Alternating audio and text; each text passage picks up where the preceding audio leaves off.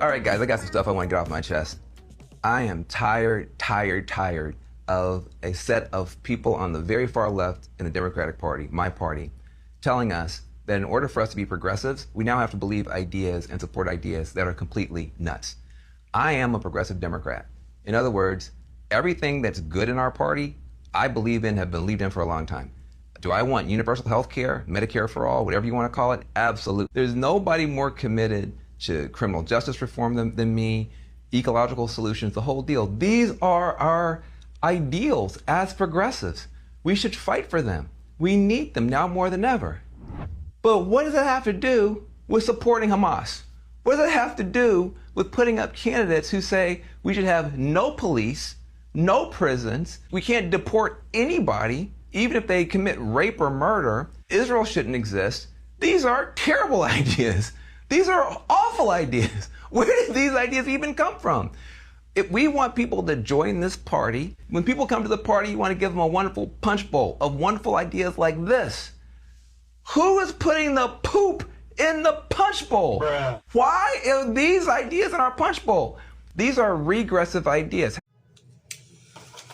Good day, ladies and gentlemen. You have tuned into another episode of Ron's coverage. Now, today, I'm going to react to a recent argument that CNN commentator Van Jones has made, who is receiving a lot of pushback for indicating that DSA, the Democratic Socialists of America, has hijacked the Democratic Party from the more moderate establishment candidates. The DSA has a platform that I'm showing right here on the screen that they want to abolish prisons. They want to abolish ICE. They want to abolish the Senate and want unlimited amnesty for illegal immigrants.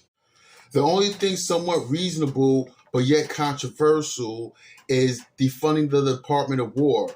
We allocate $860 billion of the U.S. budget to foreign aid and military. Maybe implementing a wealth tax. We can eliminate some of the corporate loopholes that probably enable corporations to maybe pay a little bit more, but that's up for debate. But even then, the top 1% pays 47% of the taxes. Now, Van Jones made the distinction between the DSA platform, which is the ideas I just outlined, to the more moderate Democrats who are still progressive. Their policy proposals are criminal justice reform, which is already on the books, enact the new Green Deal, which is clean energy, free education, and universal health care. Democratic voters has tend to lean further left within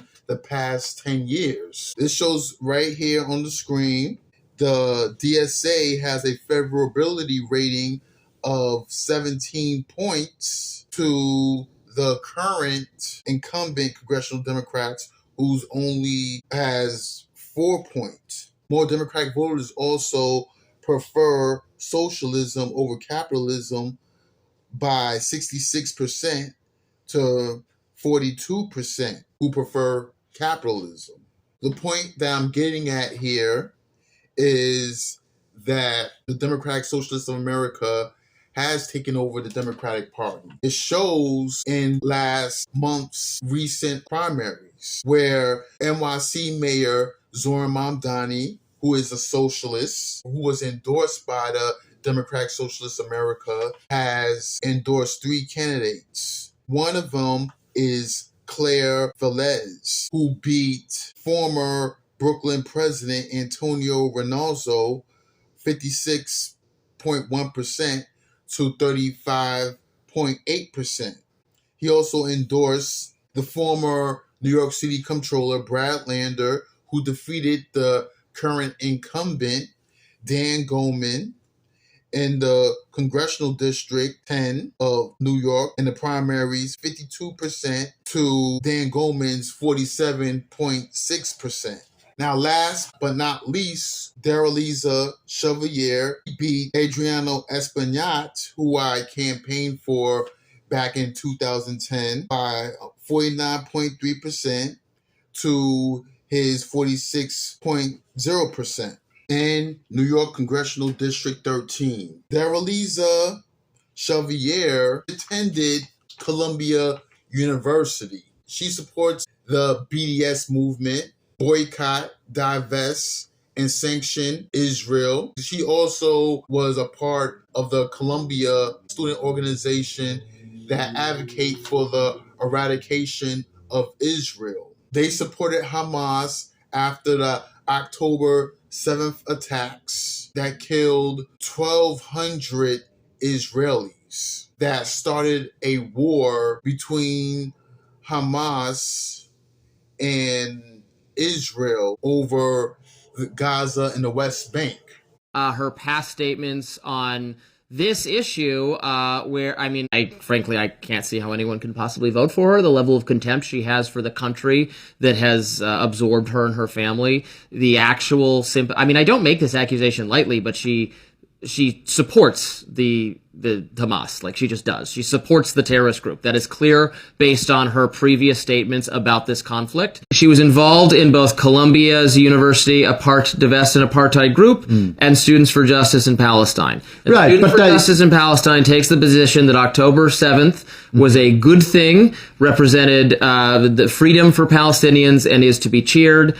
The Columbia divestment group wrote a eulogy for Yahya Sinwar. I think she fully supports the terrorists. This war in the Middle East has divided the Democratic Party. That's the Achilles heel of the Democratic Party, and one of the major factors as to why the incumbents are losing to the far left socialists that Mamdani has endorsed. And not to mention, out in Colorado, Melet Karos beat a current incumbent Diana Dejet for the Colorado Congressional District 1 by 49.3% to Diana's 43.5%.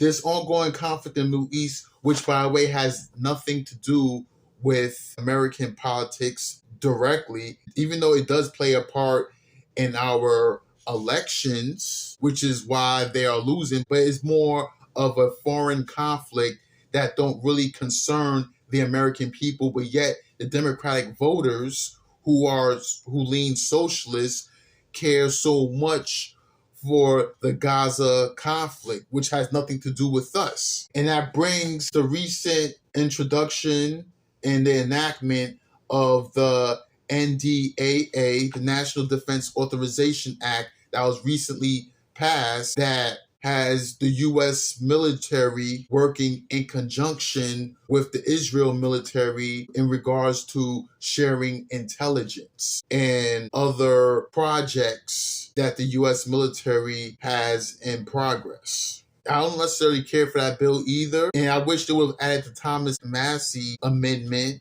My amendment is simple. It strikes $3.3 billion of foreign aid to the country of Israel from the State Department funding bill. You know, we've got $39.4 trillion of debt. Just to put it in perspective, there are 3,000 counties in this country. And if you divide that into $3 billion, that's $1 million from every county. This is not a significant amount of money that is going overseas. So I think we should stop it. We should put them on a diet. They're the biggest welfare recipient of the United States and have been for many years.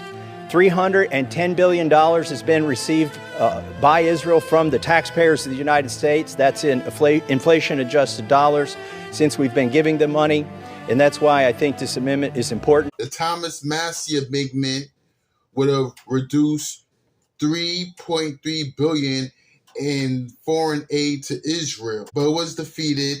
104 support and 314 opposed. But like I said, this issue does not concern the American public, which baffles me as to why it plays so much of a major factor in our American politics, especially with Democratic voters. That conflict has divided the Democratic Party between the establishment and the more progressive wing of the party, far left wing of the party. The voters of the Democratic Party that's usually more moderate supports the ideas I outlined earlier in the video: universal health care, free education, the Green New Deal, and criminal justice reform. I think the majority of the American public supports ideas I outlined earlier in the video, but the abolishing prisons and abolishing ICE, no immigration enforcement, and abolishing the Senate, giving unlimited amnesty to illegal immigrants, supporting Hamas and other terrorist groups. That is insane. I don't know how can anyone support that, but you have the wing of a Democratic Party that's far left, that wants handouts, that wants the government to save them, will support that stuff. And now the Democratic establishment has gotten in bed with these individuals. They seem to embrace that wing of the party just so they can combat Trump, which was a ridiculous decision that came back to bite them in the ass in these primaries last month. This will conclude my video. If you like this video, hit like, subscribe, and leave a comment. I will catch y'all next time. Peace.